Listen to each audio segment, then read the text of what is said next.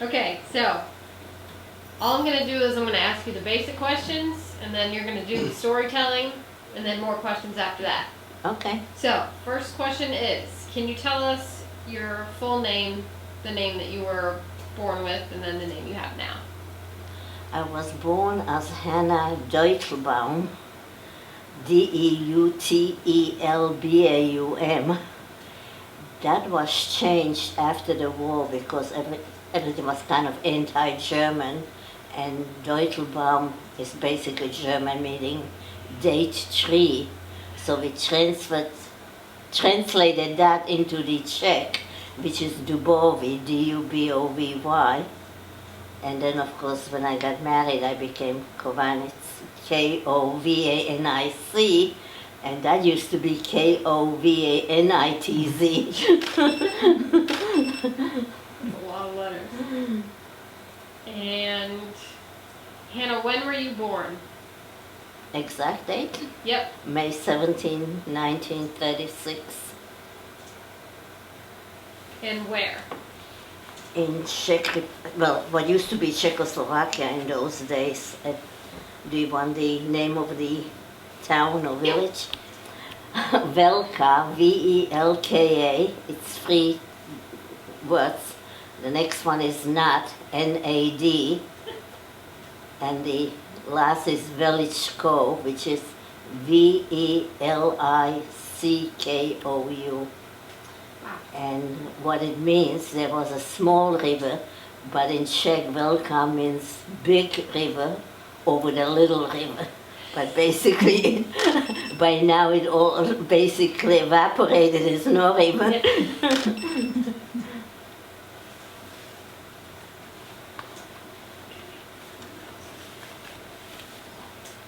So how old does that make you right now? 79. My big one next year. Yeah. Old. And what is your religious identity? Reformed Judaism.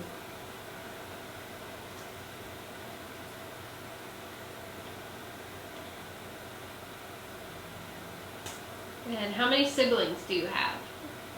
I had 2, one passed away.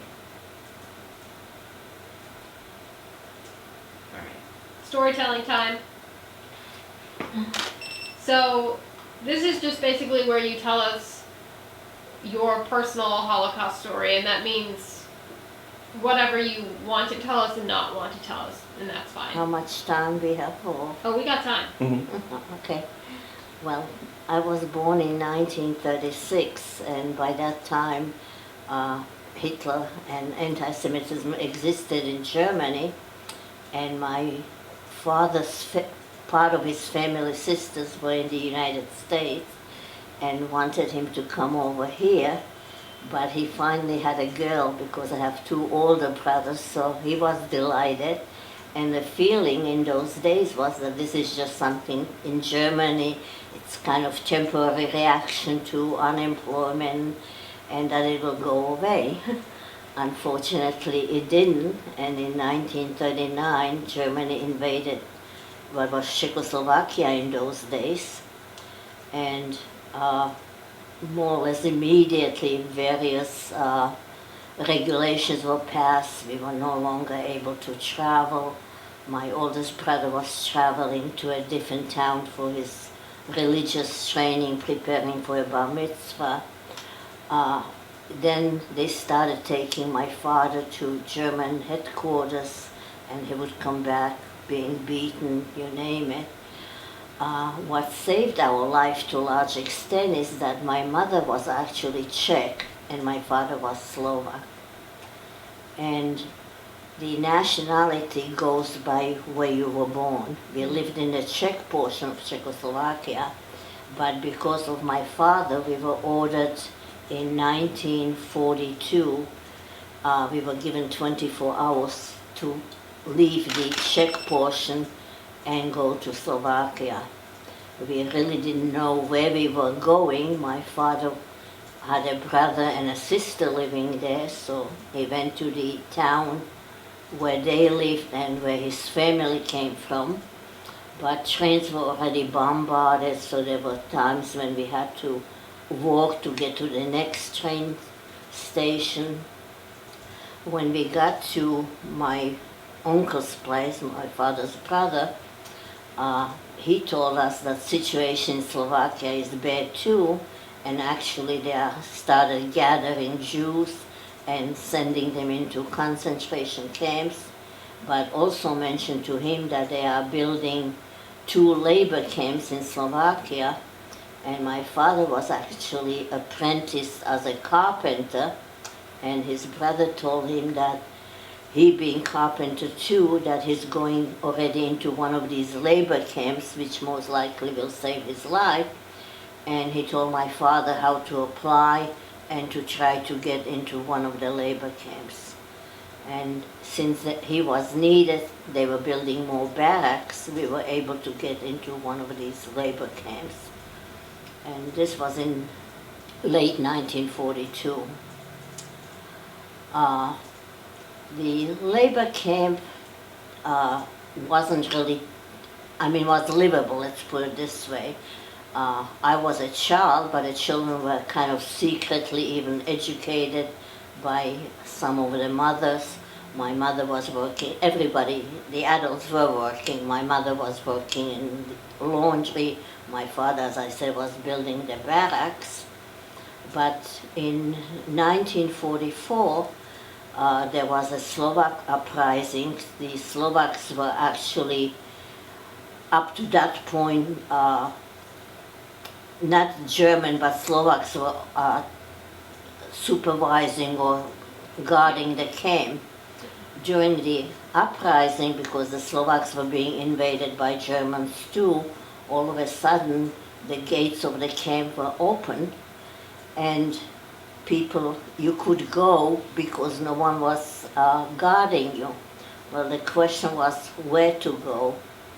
My father decided that if he goes back to where his family came from, which was a very small village that his parents had a very good reputation, and he was kind of convinced that if we can get there, they would hide us and hopefully we could survive.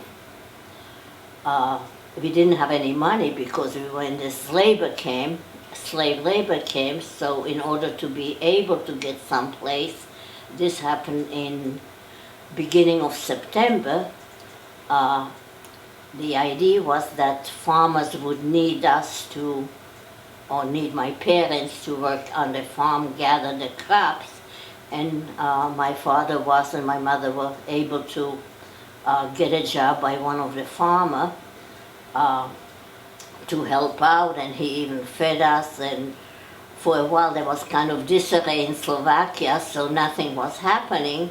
But as the Germans were taking over, they started again gathering Jews, and the farmer realized that if they would discover that he was hiding a family, that he would be arrested most likely too.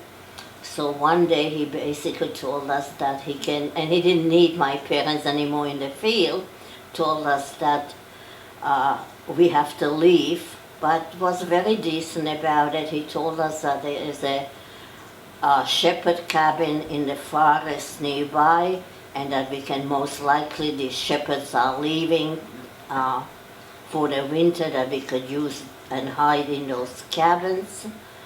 And my mother, who didn't look Jewish, that if she would come into the village, that he would even try to get us some food, or that he would try to get it into the forest. Of course, these cabins were built with a lot of air and no heating or whatever, so as we were approaching end of November, December, decision had to be made because number one, it was more difficult to sneak into the village. The Germans were already guarding the village and knew that a lot of the Jews were hiding, so they were looking all over for them. So the decision had to be made because we would either freeze or die also from hunger in the forest to do something. the decision was again, my father decided that if he can get back to his village where he came from, that most likely people would hide us there. He was kind of convinced that they would do it. The farmer that my parents were working for, actually with the help of the mayor of the village, even gave us full identification papers, which religion had to be listed, but it wasn't Jewish. So with this new identification papers, my father decided that we will try to get back to where we were, where his family came from, and now having some money, we would take the train and try to go over there. My father was also very friendly with another part of a family, let me put it, from the labor camp that he met, and they were with us too. And the family was at this point already kind of broken because they were hiding some jewelry and money in the town where they came from, and when the labor camp was open, the wife decided that they needed money, that she would go back to her hometown and get the jewelry and money. And the husband with a daughter went with us, and they worked for the farmer, was with us in hiding. Reason this becomes important is that his daughter, when we decided to get to this small village, his daughter was wearing a winter coat. This was already December. She had a winter coat which was actually given to her or issued in the labor camp, and that same material was used for making clothing over there. So while on the train, my father again decided that if one per family gets caught, maybe the other one doesn't have to do. In fact, in addition, even my family was separated. My mother, who didn't look Jewish, was on one side of the train with one child. My father was with the two boys. But anyhow, as we were on the train, the Gestapo, now the SS, were going over all the trains and getting identification, knowing that a lot of Jews were hiding. And they came first to the friend of ours with his daughter, and having the coat that was issued in the labor camp, they immediately identified the fabric and arrested them as being Jews. Now, when they came to our train where we were on, we had the identification papers were issued in the same village because we had false identification papers. So they put the 2 and 2 together, and they approached my father first and immediately arrested him as being a Jew because we had the same papers. My mother at that point decided that if it's going to be, she didn't want the family to be separated, so she got up, and the SS even told her, "What do you want with the Jew?" And she told him, "He's my husband." So we were basically all taken immediately off the train. There was already a truck full of people on the truck who were caught, and we were all taken back to the labor camp where we were initially. But now it was no longer a labor camp. They were just using it for gathering Jews which were being caught at that point and separating them.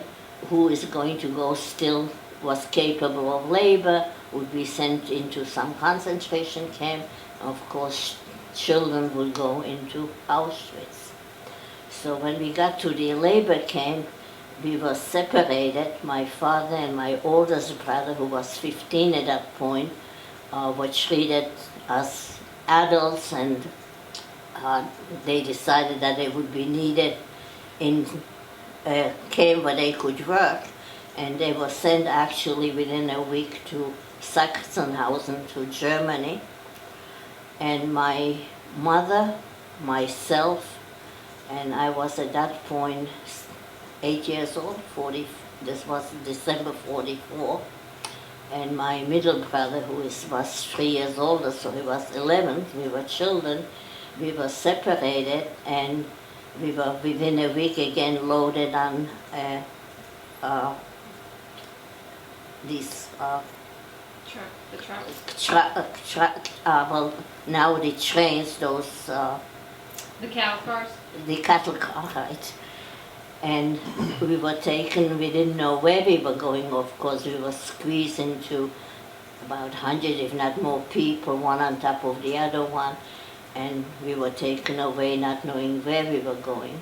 My mother spoke German, and when we were standing for a while at some place, we didn't know where we were. As it turned out, we were in Poland, in Auschwitz, and this was end of December or beginning of January, and she spoke German, so she understood what was going on outside. She heard a lot of yelling and all kinds of orders, and all of a sudden she heard ausfahren, which means to leave. And basically what was happening at that point is that Auschwitz was already, the gas chambers were destroyed, were bombarded.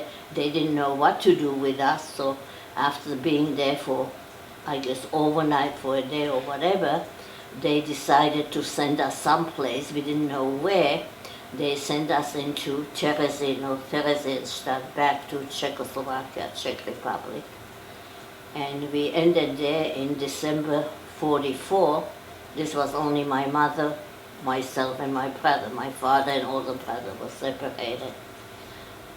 When we got to Terezin, my mother was kind of fairly happy because, again, the Germans needed all the men they could get to be on the battlefield. So who was guarding Terezin at that point was actually Czech police. And my mother spoke fluently Czech, and because of that, well, two things happened. Number one, when we got off, she noticed there was a little stool, and it had her nephew's name on it. So she was very delighted, because she said, well, that means my brother is here, and he'll help me, he knows what to do. As it turned out, of course, they were not there, because all the Czech Jews were gathered and taken into Terezin, but from there they went immediately into extermination camp. Being Czech, my mother was assigned actually to cook or work in a kitchen for the political part of Terezin. There were two camps there, the Jewish concentration camp and a camp for political prisoners. The political prisoners were treated better, so that my mother was able to sneak some food occasionally. And again, the Czech police, since she spoke fluently Czech, would sometimes even make a joke and say, oh, you gained weight over there. Of course, what she was doing is hiding food and potatoes and things and bringing them to me. Now, I was able to stay with my mother. Terezin was a town, a city, so we were actually about 8 people assigned to one room. My mother was able to keep me.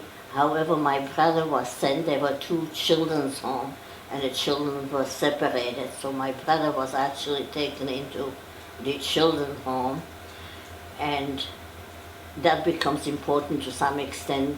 In Terezin, a lot of the children were secretly educated and whatever, but my mother was even able to eventually get my brother out of there, and we were together.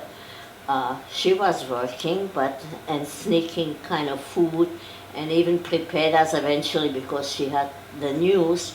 She said that the war's coming to an end and there might be shooting at the end. She didn't want us to be killed at the end, but kids don't listen.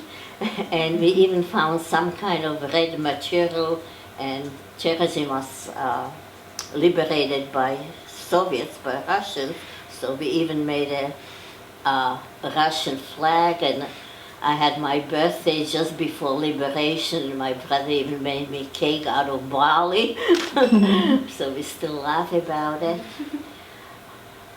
We were liberated, and the Czechs provided trains, and we had all the prisoners that survived had kind of choice. Some trains were going to Slovakia, some trains were going into Netherlands, so depending where people, Holland, where people were from, Germany.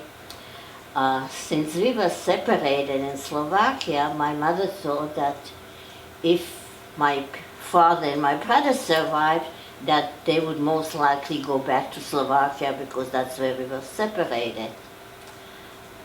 We didn't know if they're alive or not, so we chose to go to Slovakia. When we got to the town where my father came from, his brother was actually already over there, and his brother was in the same camp where my father was. However, when we got there, he told us, he says, I have no idea if my wife and my daughter survived. I even got separated from my son who was with him.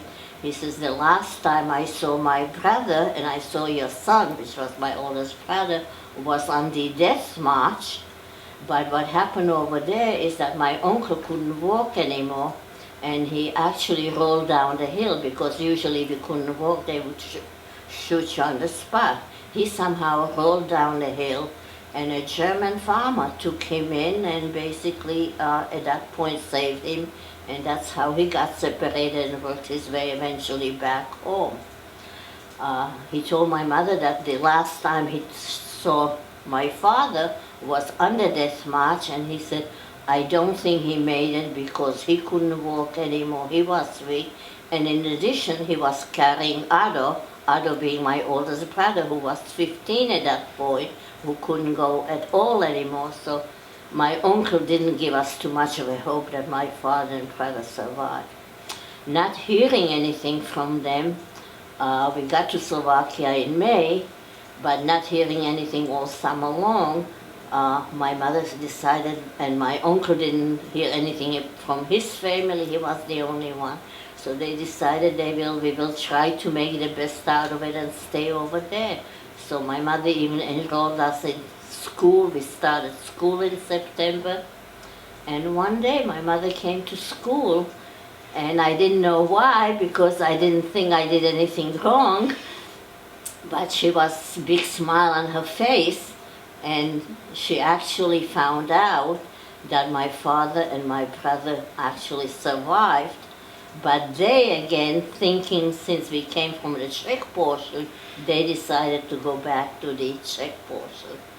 Now, how we knew that they survived, my mother was operating a large general store before the war, and she has an apprentice, a fellow working for her. And this fellow was assigned to the United Nations Restitution Office, and they gave him actually a track at his disposal. And again, people didn't even have any telephones, so he used the track my father sent him. He said, why don't you go to Slovakia, he asked him, because that's where my father's family came from, to see if any of my family survived. He kind of gave even hope that my mother and the two younger children survived. Well, this fellow came, my father told him where to go, so anyhow, that's how my mother found out that her husband and son did survive, and she came immediately to school to take us out because he had a truck, and of course we were going to go back to the Czech portion to get reunited. Unlikely, or I haven't come across anyone else where the whole immediate family survived, even though we were separated. And my father was very sick towards the end. He was in an American army hospital before he was able to actually even make it back home. Anyhow, so we got reunited. However, there was still kind of anti-Semitism, and When my father tried to get back our house and business, he was told, he says, well, do you see now that we got rid of all the Jews, we're going to help one to settle? And we were the only family which survived from that town. My father had actually 3 sisters in the United States, and one of them was actually wrote to all the siblings to find out after the war who survived. She actually even tried to bring us to the United States in 1936 or after 1933 when things were happening in Germany, but my father didn't believe it because he felt, well, that's Germany, that's temporary, nothing will happen to Czechoslovakia. So we didn't go in 36. I was a baby, we didn't leave. In 1939, she again sent papers so we would go, but it was already too late, so we couldn't get out. Anyhow, in 1945, she wrote again to everybody to see who survived, and again offered to bring us to the United States. Well, finding out that there was really hardship in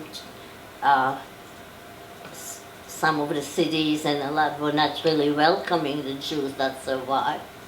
In addition, communists were taking over, so not seeing any future for my father and other type of problems. My parents hid some, especially my mother having all these things in her store. She hid textiles and jewelry and things, and some of the people didn't return it, so they're still. Anyhow, at that point my father decided that we are definitely going to try to get to the United States. It took 3 years, and in 1948 we arrived to New York. That's where my father's family was. We faced another problem because in New York City you couldn't get any apartments. So I stayed for the whole summer with my with my cousin whose daughter was the same age that I was. I didn't speak any English, they didn't speak any Czech, but kids tend to communicate, and by the end of the summer I was fine. And anyhow, my parents not being able to get an apartment, the only way to get an apartment is they worked as superintendents in an apartment building in New York, but even to get that job, no one wanted a family with children, so they actually told them that they only had 2 boys. I was denied. But when the owner of the building found out that they were capable of doing it and fixing things, I finally joined them. The building was on Kelly Street in the Bronx, so I will say that it was a good area because Carl and Powell came from the same neighborhood. We started school. My father started working again as carpenter, and my mother was the one that took care of the cleaning of the house and all that. And thank God for America, we slowly worked our way up. The first apartment we were able to get was a 5th floor walk-up, but we were very happy to have an apartment. And then from that we saved some money, and we even bought a 2-family house in the Bronx. The 1-family apartment was rented, which paid for the expenses. I started in 7th grade when we came to the United States, going to school. My mother was always very good in math, and I was too, except the division sign is different in Czechoslovakia and United States. So I had no idea, not speaking English, what the sign meant. So I got 60-something, hardly passed arithmetic, until my mother went somehow to school with my cousin, who of course spoke English. She was born here, and they discovered what the problem was. So I went from 60 to 98 next semester.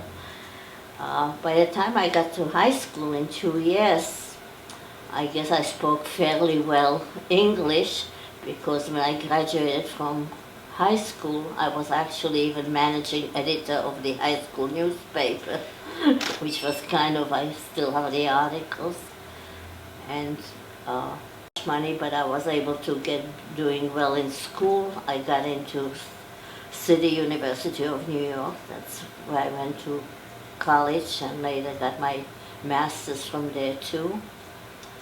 And I'm trying to think, let's see, we lived in we bought this two-family house. Then from there, the neighborhood kind of changed, and we actually made out of two-family, we made it into a three-family house to get more money. But I was working during the summer in the Catskill Mountains as a waitress and as a counselor, and I met one of the also who was working there. We were all college students at that point. His father owned a building in West Bronx, which was considered better, so he got us an apartment over there. And from there, I mean, as I said, with hard work and in the United States you can accomplish. So we eventually ended up in a Riverdale section of the Bronx buying a co-op, which when I met my husband, my parents retired to Florida, and we inherited the apartment, so we were very happy because it was convenient to Manhattan. And my husband had to do even though he got his medical degree in Czechoslovakia, he had to do well, that was a story by itself, because he escaped on a medical convention in London, stayed for a year in London, but couldn't get a permanent license. So from there he went to Rhodesia, stayed there for a while, and came to the United States actually for a fellowship in Cleveland Clinic. But in New York, he knew some people in New York, and he got a position or residency at that point at New York University, well, originally a research job. And we met for a mutual friend, and in '69 we were married. And well, then we had we had one child, one daughter, and I guess you know Paula Spira. Mm-hmm. I don't know how far you want me to go ahead, what happened after, or more?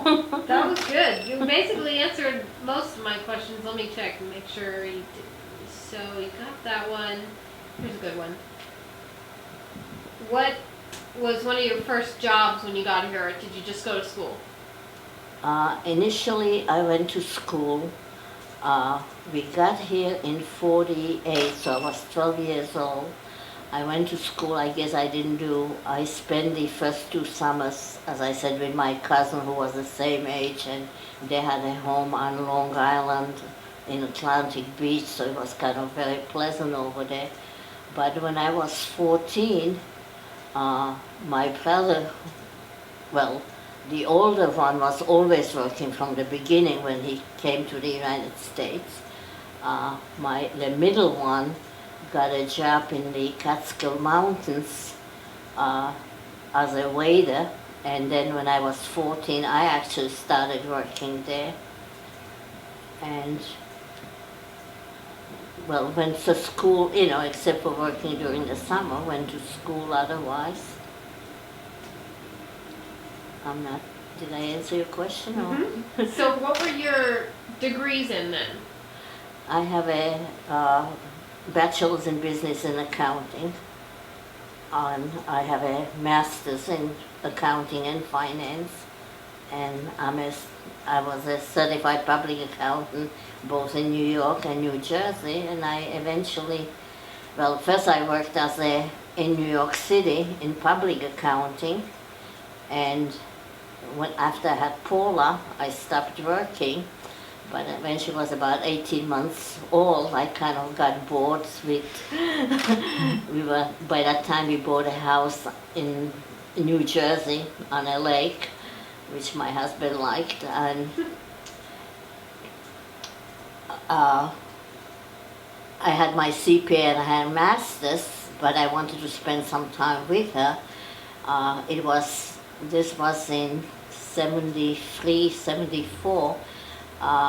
There was kind of the feminist movement, and a lot of places were giving women preferences. So even though I didn't have any experience in teaching, my husband didn't think I would ever get a job. He says, you don't have experience in teaching, but again, needing a woman, I actually got a full-time appointment teaching accounting at William Patterson College in New Jersey, and was actually very fortunate. I'm not sure if I was able to arrange it or whatever, but I had a 2-day schedule, even though that it was a full-time appointment. So I had a woman that came in basically on Wednesday, and I was teaching Tuesday and Thursday, so for the 3 days. So I had both, was able to be home with Paul as well as teaching, which made me happy, and that's how I got into teaching. And after that I taught accounting until I retired.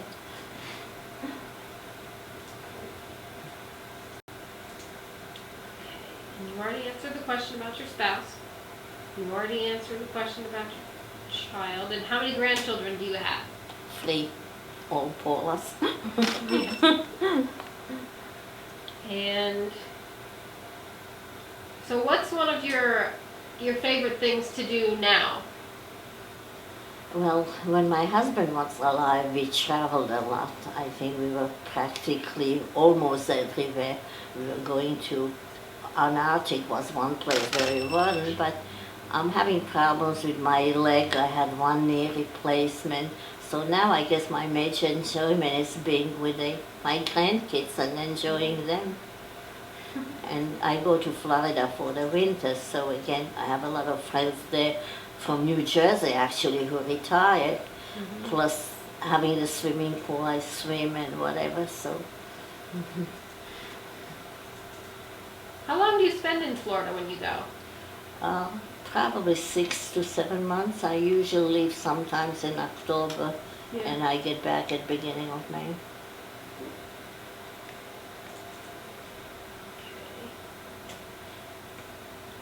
So last question, would you say that your experience during the war held you back, or would you say that it motivated you?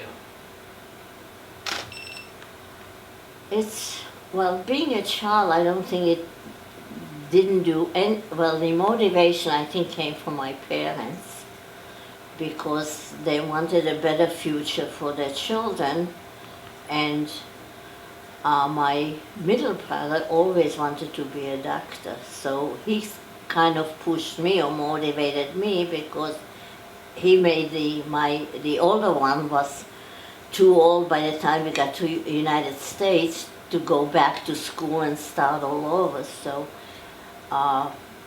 he was in business for himself eventually, quite well, but my other brother wanted to be always a doctor, and we went always, I follow in his footsteps, let's put it this way.